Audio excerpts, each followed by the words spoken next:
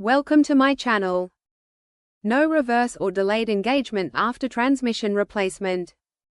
1. Check transmission fluid level. After replacement, first check the transmission fluid level. Low fluid can cause no reverse or delayed gear engagement. Make sure the fluid is filled to the correct mark. 2. Use the correct transmission fluid. Confirm that the correct type of fluid is used. Some vehicles require specific fluids like Dexron or Mercon. Wrong fluid can cause shifting problems. 3. Inspect for fluid leaks. Look under the vehicle for leaks. A loose transmission pan, damaged seal, or cooler line leak can reduce pressure and delay engagement.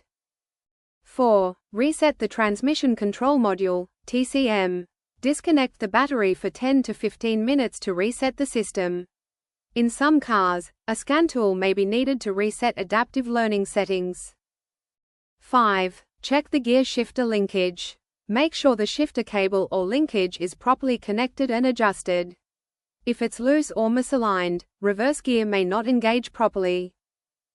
6. Scan for error codes. Use an OBD scanner to check for fault codes. Even if the check engine light is off, hidden transmission codes can help find the problem. 7. Inspect transmission mounts. Loose or broken mounts can cause misalignment and delayed gear engagement. Replace damaged mounts if needed. 8. Check valve body installation. If the transmission was rebuilt, confirm the valve body is correctly installed. Incorrect installation can cause pressure loss and shifting delay. 9. Verify torque converter installation. Improper torque converter seating can cause engagement issues. Make sure it was installed correctly during replacement.